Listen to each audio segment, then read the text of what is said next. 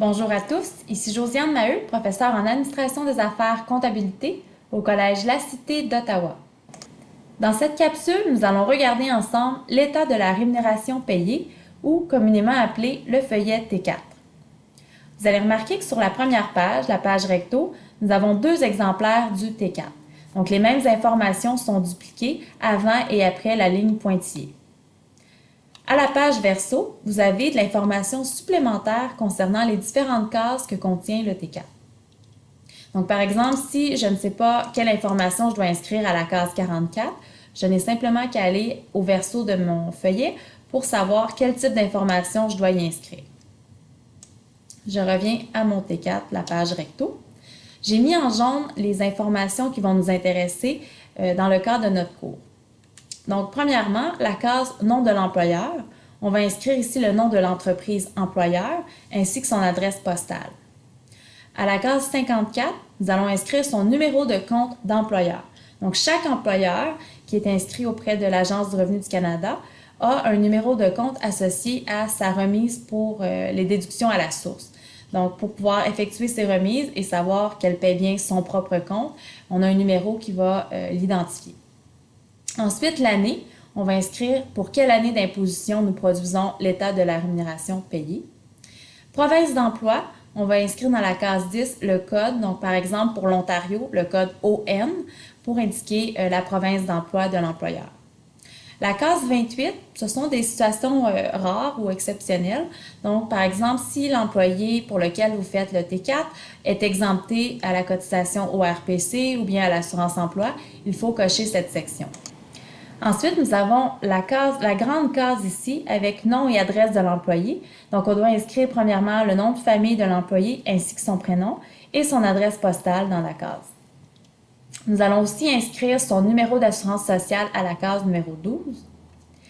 Ensuite, case 14, revenus d'emploi. Donc, tous les revenus d'emploi, salaire, traitement, commission à l'allocation imposable, avantages imposables qui vont comprendre également la TVH si applicable, les primes, paie de vacances, pourboires et autres gratifications. Tout ce qui compose le revenu d'emploi va se retrouver dans la case 14. La case 16, cotisation d'employé au RPC, donc la cotisation que l'employé a fait et que vous, en tant qu'employeur, vous avez prélevé sur sa paye, vous devez inscrire le montant ici à la case 16. Cette case 16 va également avec la case 26, gain ouvrant droit à la pension pour le RPC. Donc, le montant sur lequel vous avez calculé la cotisation, le gain ouvrant droit à la pension, vous allez devoir l'inscrire ici à la case 16, toujours en respectant les limites de l'année en cours. Même chose pour la case 18, cotisation de l'employé à l'assurance emploi, donc le montant que l'employé a cotisé à l'assurance emploi et que vous avez prélevé sur sa paye. Cette case 18 va également avec la case 24, gain assurable d'assurance emploi, donc le salaire sur lequel vous avez prélevé sa cotisation, toujours en respectant les limites de l'année courante. Ensuite, la case 20, cotisation à RPA. Si vous, en tant qu'employeur, vous offrez un régime de pension agréé à vos employés et que vos employés ont cotisé un certain montant dans ce régime, vous devez inscrire leur cotisation ici à la case 20 puisque c'est une déduction dans leur déclaration de revenus. Vous devez également inscrire le facteur d'équivalence qui va être associé à votre régime de pension agréé et à la case 50, le numéro de votre régime de pension agréé. Ensuite, à la case 22, impôt sur le revenu retenu, donc sur les payes de l'employé, toutes les cotisations, les déductions à la source que vous avez faites pour l'impôt de votre employé, vous devez cumuler le montant et l'inscrire à la case 22. La case 44, cotisation syndicale, si votre employé est syndiqué et qu'il a fait un certain montant de cotisation à son unité, vous devez inscrire le montant qu'il a payé à la case 44 puisque c'est une déduction d'emploi.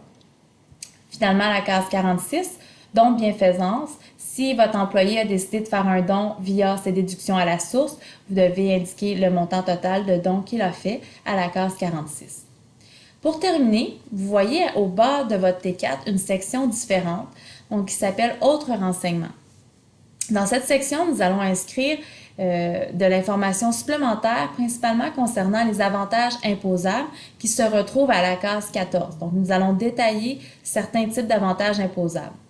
Nous allons voir ensemble le côté verso pour avoir une idée de quel genre d'autres allocations ou bien avantages imposables nous pourrions avoir à inscrire. Donc, par exemple, la case 34 ou la case 36, usage personnel de l'automobile ou du véhicule à moteur de l'employeur. Donc, un avantage auto. Le montant de l'avantage auto, nous devrions le calculer et l'inscrire à la case 34. Même chose pour la case 36, si vous offrez à votre employé un prêt sans intérêt ou à taux faible, vous devez calculer l'avantage imposable qui en découle et l'inscrire à la case 36, qui va se retrouver dans la section Autres renseignements et autres informations de votre TCAN.